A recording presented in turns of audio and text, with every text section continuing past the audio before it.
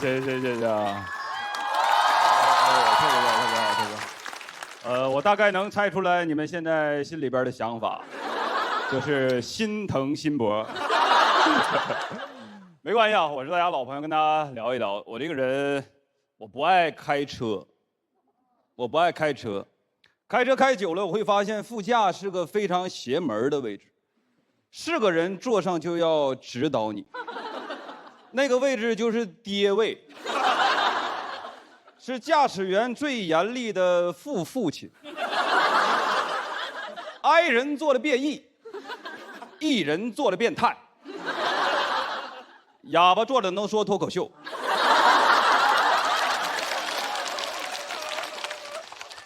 我提车是我的发小旭哥陪我去的，他车开得很好，合计他老司机嘛。万一出了什么事儿，他知道怎么辱骂对方，顺便帮我指点指点。结果全程都是对我指指点点，开着导航给我导航，导航跟他的想法一样，他就复读。前方路口右转，哎，右转。真的之前我都不知道啊，我聋。导航要跟他的想法不一样，他就会坚持。你听我的，这块我熟。然后就听导航人家说，你驶新路线，新路线远3.8公里。多个朋友多条路。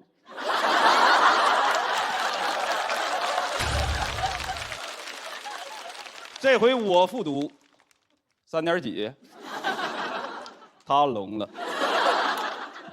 每次红灯变绿都给我嘟囔一句走。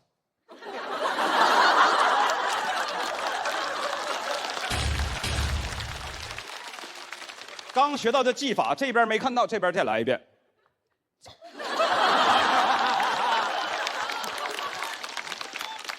特像训狗。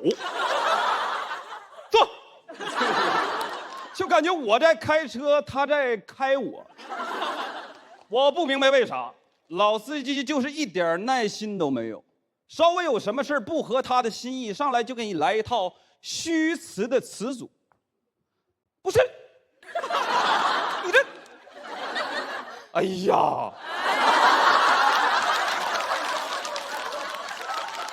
关键在他的语法体系里还能转化成一个弹舌音加一个出鼻音。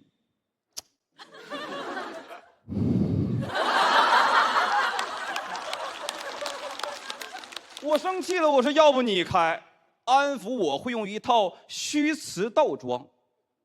哎呀，不是你这，会强行给我输出他的驾驶理论，很多都跟法律背道而驰，非让我实线变道。我说那有摄像头，他说你快点变。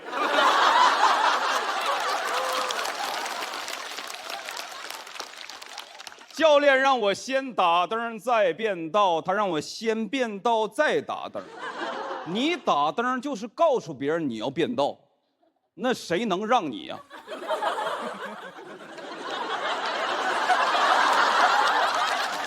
你就得歘就过去打他一个措手不及。我说那人不骂我吗？骂你说明那个人他没有素质。那我还打灯干啥？不灵不灵的跟后车挑衅呐。好像平白无故我打人一拳，还对着人家 wink。他给我的解释是不打灯追尾了算你全责，回去你好好学学交通法吧。真正惹怒我的是他一个动作，我稍微一加点速他就。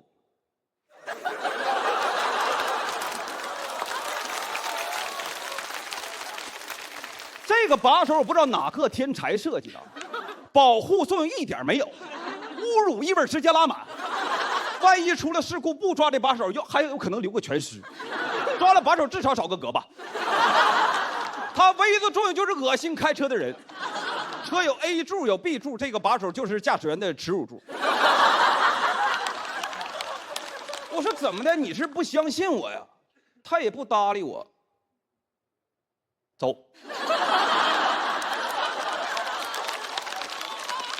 我就只想跟他同归于尽。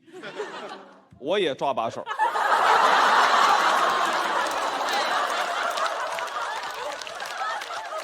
咱谁不是从新手一点一点成长起来，对吧？那天我就发誓，如果有一天我成为老司机，坐在别人的副驾上，我就睡觉。坐过之后，我的体会是，敢睡，就有机会长眠。那感觉完全不一样，对吧？就知道自己可能会死，但是不知道什么时候。我老弟拿了驾驶证，让我陪他练练，还没出停车场就蹭了别人的车头，问我咋办。走。他说哥，那有摄像头。我说那快走。你不得不给他导航，他那句话到现在为止还烙印在我的大脑里。哥，我发现这些车怎么都逆行呢？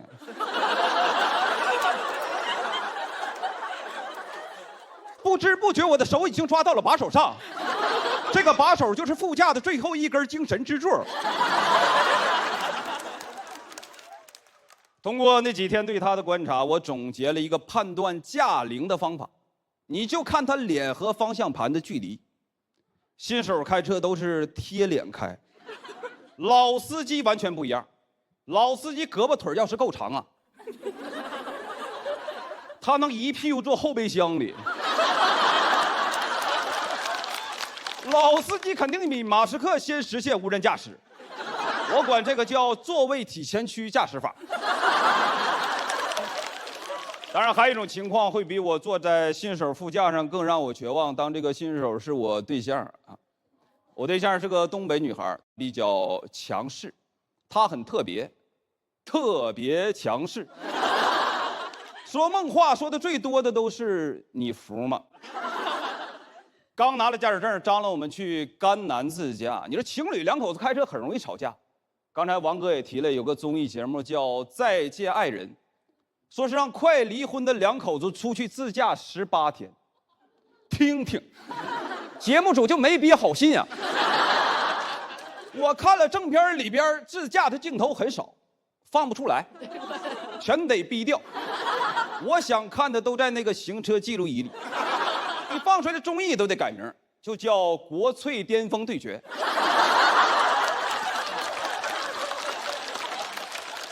我们是跟朋友借的一台比亚迪，我说要不我开，他一个眼神，我已经在副驾上系好了安全带。该说不说，整个人还是很规矩的，上来就按照驾校的要求逆时针绕车走了一圈，表情也极其的庄严肃穆，仿佛就在瞻仰我的遗体。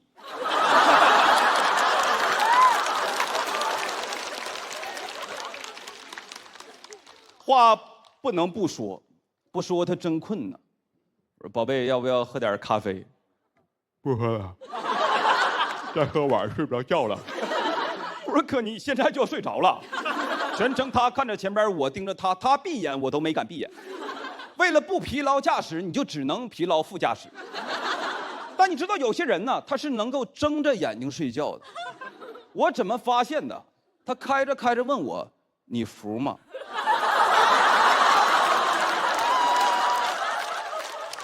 那我肯定是服了呀。但其实我没怎么害怕，因为我发现这台车搭载了比亚迪天神之眼自驾系统，敢兜底真安全。我说哦，原来开了天眼，你开吧，我睡会儿。我敢睡，难得我有个机会能够短眠。话也不能多说，因为懂得一个道理：太监不能干政，只能用合适的语言给建议。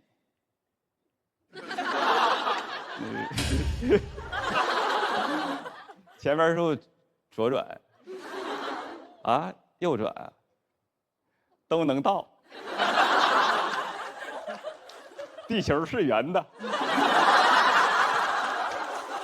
但我觉得自己还是狭隘了，跟新手也能学到很多新技术。会车，你打转向灯，别人不一定让你，但如果你打雨刷器，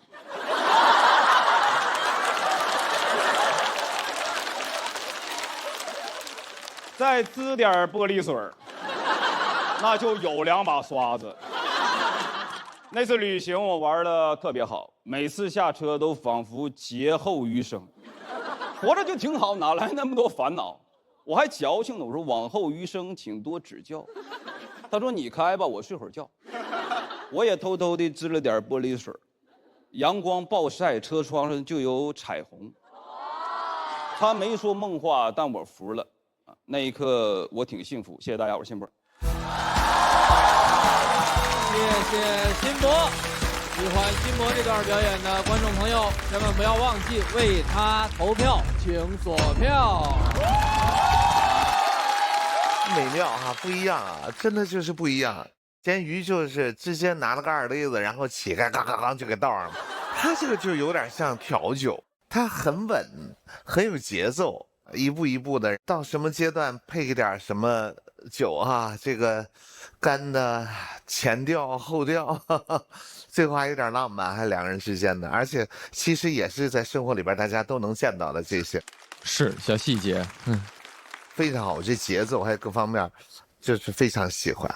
谢谢黄渤老师，哎，能接咸鱼这个场子就挺不容易的。是，而且他是这在哪儿？是文街，前面一个张飞在这啪啪啪劈了一阵子，然后上来亮一把扇子，扇两下再聊，你知道这个感受不太一样。他讲的时候，这东北话挺特别的，是一种字正腔圆的东北话。原教旨。他模仿着那故事里边其他人说话的那个口音，其实跟他正常讲的时候是不一样的。我的嗓音条件是我们厂。但我很喜欢他这个字正腔圆的东北话，我觉得是一个非常有风格的一个工具。包括我看你在台上走来走去，我都跟着你那个故事的节奏都是很符合的，我觉得确实是很成熟。对，我其实在用脚画阵啊，是一个迷魂阵啊，很厉害，很厉害。因为那个本身我跟嘻哈在这个赛段就是小组，然后我们也会相互之间取长补短，包括有些表演上的东西，我其实经常就是偷学啊。学了啥呀？就是舞台上一些动作呀，包括一些声音的调节呀，我觉得都在慢慢的去做吧。我一直是想拓展这方面自己的能力。你刚才说那个红灯转绿灯那个走，那个就特别妙，我一下就想到了我妈就那样的。你这里好多细节就会让我想到身边的很多人。其实你就说来说去，其实就开车这点事儿，但是你好多的角度，就反正就是非常惟妙惟肖的，把我们所有人脑子当中都填满了画面，特别有意思，特别好。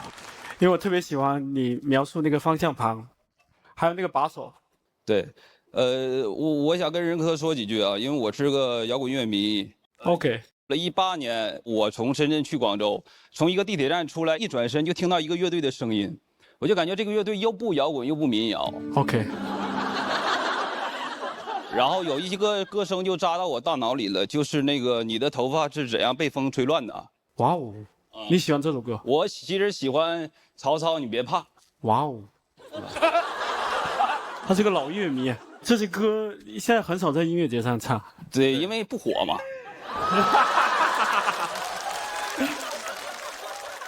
但你喜欢那个我的头发那个？你看那风，有时往东吹，哎呀，有时往西吹，我的头发就是这样被吹乱的啊。哎呀，我开场应该唱这首歌哈，非常感谢。对，好，留个微信，下次演出邀请你提前把购票链接发给你，提前。好嘞。还在买票。你可以买到第一张，是，这一看这是个实诚人啊，是，真的是这个就好，就不用我再多夸了。然后我觉得从任科老师今天的体验来说，这一天应该是挺美好的。哎，非常非常是吧？从这个下午整个这开场是吧？然后中间咱们那个插招换式的聊了半天，玩了半天，也算是今天您正式的接触脱口秀，看了一整场，到最后你看。到这儿看心灵有共鸣了，你看在这儿有相拥了，多好啊！我其实不太会点评，但是其实事实上我有很多话要说，然后后面在想啊，太难了，非常难。各位都有各位自己的技术跟技巧，非常难。就想起我以前我们在做音乐，乐队在做音乐，在打磨某个细节一样，要花很多时间来做这个事情。但是你听到了，对吧？那个头发。对吧？有时候往东吹，有时候往西吹。我在想，什么人会写出这样的歌词？就风往东吹，又往西吹。然后我后来知道你是海陆丰人，我说台风也不会这么刮，应该是龙卷风。好嘞，谢谢，谢谢辛博。